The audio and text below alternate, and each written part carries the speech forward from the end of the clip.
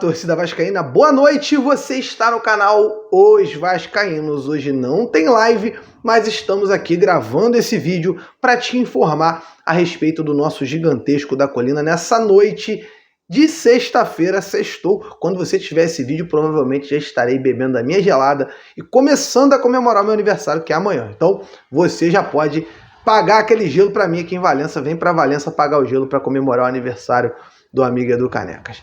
Deixa aqui embaixo o seu comentário e o seu like, dá moral pro vídeo, para que esse vídeo seja divulgado. Estamos aí numa expectativa da chegada de reforços, então é hora da gente começar a levantar a cabeça e ajudar o Vasco nesse crescimento, nessa volta, nessa retomada. Muitos erros foram cometidos, cobramos todos eles, seguimos cobrando todos eles e agora, com a possibilidade de boas contratações, vamos estar aqui para exigir que elas aconteçam, que sejam concretizadas, para que a gente possa ver um Vasco mais tranquilo.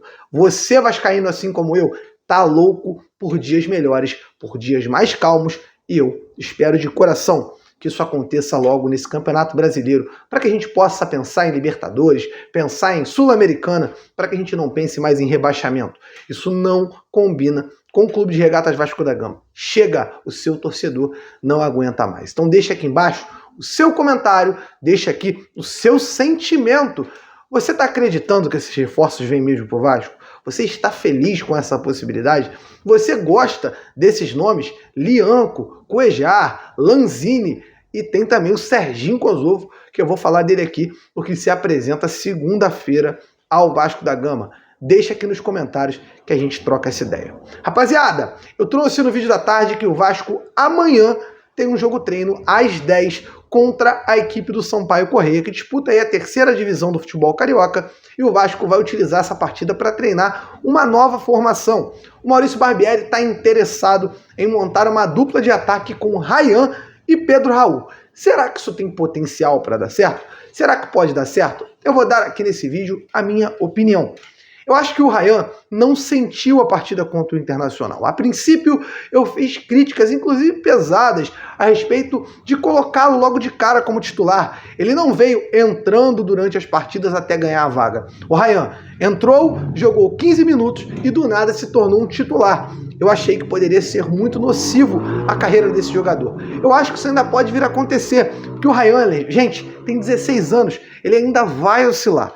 Então pode ser que o Ryan ainda vá oscilar dentro dessa temporada, pode ser que o Ryan ainda vá ter péssimas atuações. Mas, diante da última atuação dele lá no Sul contra o Inter, eu acho que seria incoerente da parte de Maurício Barbieri tirar o jogador do time. E seria uma possibilidade muito interessante a gente ver Ryan jogando ao lado do Pedro Raul. Pode, inclusive, ajudar o Pedro Raul a subir de produção, porque o Ryan é um construtor de jogadas, é um cara habilidoso, um cara com capacidade de passe, um cara extremamente inteligente. Lembra do gol dele? A bola vem, ele faz o corta-luz, volta para finalizar, coisa que você não consegue ver em muitos jogadores por aí. Uma inteligência, uma calma, uma frieza na frente do gol. Então, toda essa situação, a atuação do Ryan, a forma com que ele se movimenta, pode gerar ainda mais espaços para que o Pedro Raul receba a bola mais limpa, receba mais bolas, inclusive, para botar para o gol. Então eu sou a favor dessa dupla de ataque, estou curioso para ver, torcendo muito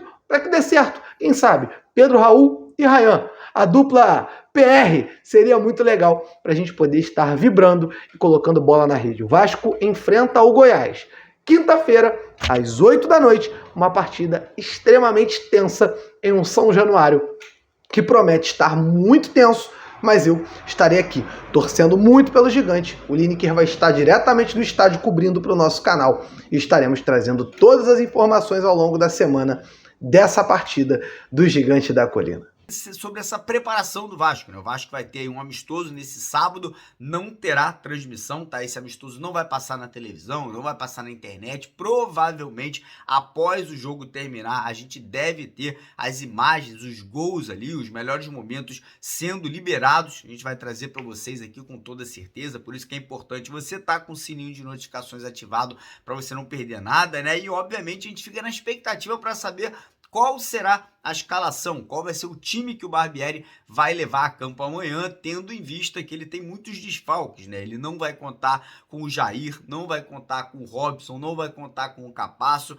A situação do Andrei segue indefinida, a gente não sabe se o Barbieri quer utilizar o jogador aí por mais 1 ou 2 jogos, ou se ele já não mais conta com o Andrei, sabendo que ele vai para o Chelsea agora daqui a 2 semanas, né? Então tudo isso a gente deve saber amanhã, né? Quando o Vasco for a campo para enfrentar o Sampaio Corrêa. Eu vi alguns vascaínos criticando, pô, não tinha que fazer jogo treino, nada a ver isso. Cara, eu acho que é importante, tem muito jogador que não vem jogando, né? Tem muito jogador que precisa ganhar um pouco de ritmo de jogo, e uma partida como essa, cara, por mais que seja contra um adversário fraco, pequeno, que muita gente desconsidera, pode dar moral, pode dar confiança. O Vasco vencendo amanhã, jogando bem, né? Mesmo que seja, como eu falei, contra um time fraco, isso é importante pro emocional, para a cabeça dos nossos jogadores, né? Por exemplo, Pedro Raul não tá fazendo gol, vai lá amanhã, mete 3, o cara obviamente vai ficar se sentindo bem, vai sentir ali que tem ali a condição de ajudar o Vasco. Então eu acho importante sim, eu acho que isso aí pode trazer um benefício mental, pode trazer um benefício emocional para os nossos jogadores,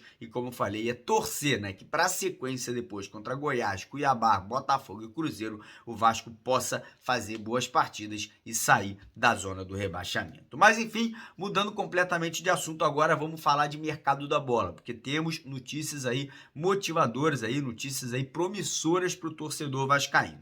Vamos começar com a situação de zagueiro, porque a situação é a seguinte: o Vasco está muito próximo de acertar com o zagueiro Lianco. Entre o Vasco e o jogador, né, e o pai do jogador, que é o empresário dele, já está tudo acertado. Base salarial, tempo de contrato, como que tudo vai acontecer ali, né, para o Lianco vir jogar no Vasco, né? Inclusive, o que o Vasco vai propor, né, para o jogador é o seguinte: é um empréstimo de 1 ano com a obrigação de comprá-lo ao final desse 1 ano de empréstimo. Não é a opção de compra, é a obrigação de compra. Então, nesse momento, a única coisa que está pendente é ali o aval, né, o ok do Southampton, que é o clube inglês que hoje detém os poderes financeiros do Lianco. Parece que o primeiro contato que o Vasco teve com o Southampton, eles teriam dado uma negativa, falaram, ó, dessa forma não vai funcionar, parece que o Vasco aí vai ter que aumentar o valor da proposta, né? Parece que o Vasco estaria disposto a pagar cerca de 5 milhões de reais nesse empréstimo pelo jogador, já debitando esse valor, né, da compra futura, né, no ano que vem, quando o Vasco tiver, né, que exercer essa obrigação de compra. Então é aguardar, provavelmente aí nos próximos dias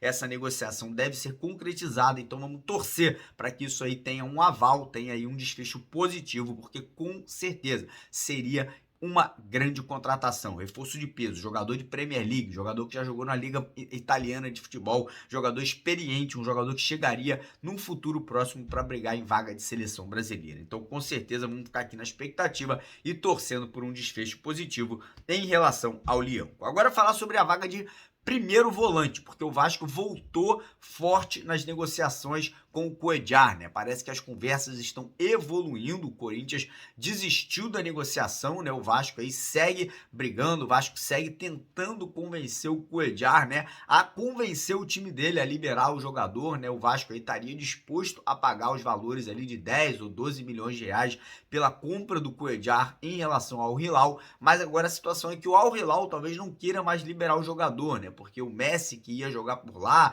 ia trazer junto com ele um primeiro volante, não foi, né? Foi para os Estados Unidos, então essa situação ali deu uma desandada e o Cuéllar talvez tenha que ficar mais 1 ano no Muro Árabe, mas o Vasco aí segue negociando, e hoje tivemos a informação que caso o Cuéllar não venha jogar no Vasco, o Vasco já trabalha com outros nomes, né? Outras possibilidades, inclusive um jogador brasileiro que atua na França, que foi especulado no Vasco no começo do ano, que é o Fran Sérgio. Não me agrada, tá? Já vou deixar claro aqui, não acho que é um jogador do nível do Cuéllar, não acho que é um jogador do nível de um Alan, de um Bruno Henrique, mas enfim, só aqui apenas trazendo essa informação para deixar você informado em relação a isso. E agora falar sobre camisa 10, porque hoje foi confirmada a saída em definitivo do Lanzini do West Ham, lá da Inglaterra, né? Ele que estava ali num imbróglio ali, se ia ser renovado por mais 1 ano, se ia sair do clube, mas hoje foi confirmada a saída do Lanzini, né? Ele não continua na Inglaterra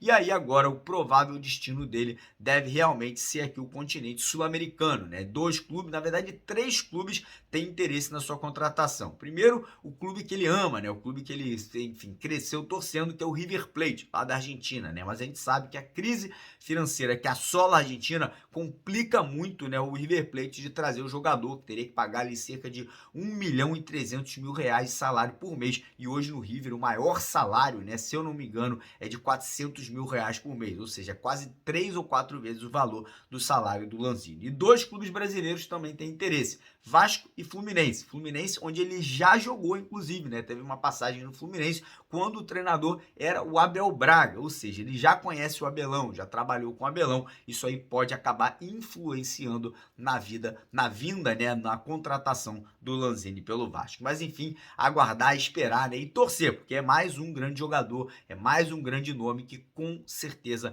também elevaria, né, o nível técnico, o patamar do Vasco dentro desse campeonato brasileiro. E falo para vocês, se o Vasco fecha com o Lianco, se o Vasco fecha com o Cuéllar, se o Vasco fecha com o Lanzini, imagina esse time já no meio de campo ali, né, um Cuéllar, um Jair, um Lanzini, a zaga ali com o Léo e com o Lianco, cara, muda completamente, muda muito, né, a forma de jogar, a experiência, a maturidade desse elenco, vai trazer tranquilidade para os jogadores mais jovens terem tempo para poder aflorar, para poder ganhar ali experiência, né? Até vai atribuir benefícios para o próprio trabalho do Barbieri, né? Que está sofrendo muito hoje, pode acabar, né, conseguindo se reerguer dentro do clube. Enfim, é basicamente isso, né? Agora a gente fica no aguardo, o Vasco ainda vai anunciar, além desses jogadores que a gente acabou de falar, né? Um primeiro volante, um zagueiro, um camisa 10, mais 2 atacantes e provavelmente mais um segundo volante. Então tudo isso deve ali se desenvolver nos próximos dias e assim que tivermos mais novidades, a gente traz